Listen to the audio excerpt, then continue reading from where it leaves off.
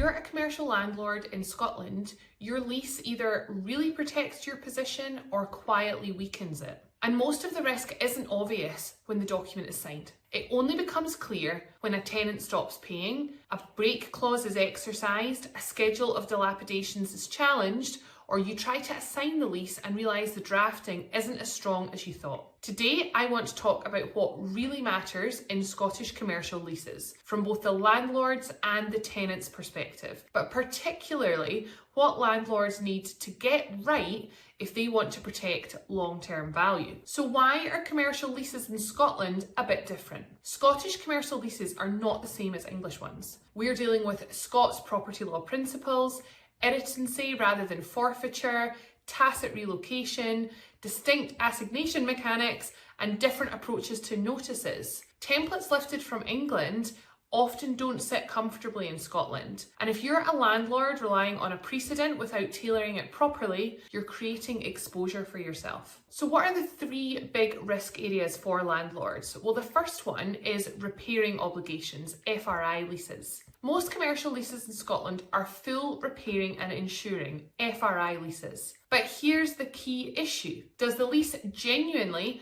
place full repairing responsibility onto the tenant, including pre-existing defects? Is there a schedule of condition, a cap on dilapidations, ambiguity around structural elements? Tenants often assume that FRI means from the condition I received it in. Landlords often assume it means full reinstatement. The drafting will determine who is right. From a landlord's perspective, clarity here will directly affect exit position, dilapidations leverage, and asset value.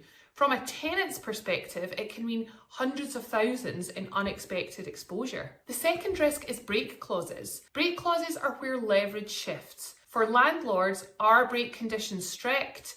Is payment of all sums required before the lease is broken? Is the notice provision watertight? Are there compliance conditions? And for tenants, is the break genuinely exercisable, or is it so conditional that it's actually illusory? In Scotland, break notices and irritancy clauses are highly technical. Poor drafting benefits whichever side is trying to escape. And the third risk is rent review mechanics. Is it upward only on the rent review? Is it open market? Is it indexed? Is it drafted clearly enough to avoid a dispute? For landlords, weak rent review drafting affects yield and valuation. For tenants, poorly structured review clauses create long-term cost risk. This isn't just rent mechanics, it's asset strategy. So let's talk about the assignation and subletting issue. This is one of the most commercially sensitive areas when it comes to commercial leases. Landlords want control over covenant strength, guarantee continuity,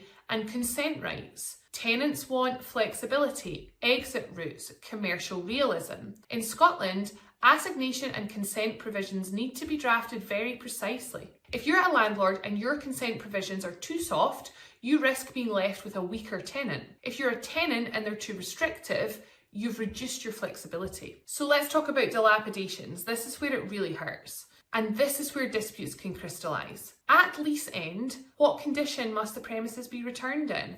Is reinstatement required? Is there a cap? Is there a terminal schedule of condition? Landlords often assume enforceability. Tenants often challenge reasonableness. Clear drafting up front prevents costly disputes later. So what should landlords be thinking about now? If you're a landlord in Scotland, ask yourself these questions. Does my lease genuinely protect long-term income? Are my irritancy provisions enforceable? Are my consent rights strong enough? And would I be confident enforcing dilapidations tomorrow? If you're a tenant, you can ask yourself, am I carrying hidden long-term liability? Is my break realistic? And do I have exit flexibility? The document ultimately will decide. So why does this matter for Scottish landlords in particular? Scotland has a smaller, relationship-driven commercial property market. Weak drafting doesn't just affect one lease, it affects portfolio evaluation, lender perception, investment exit, and dispute exposure.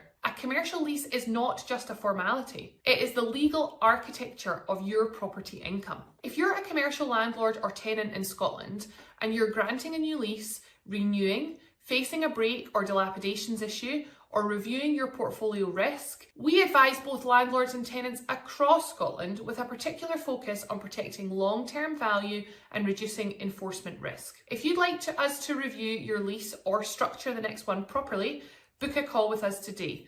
The link is below.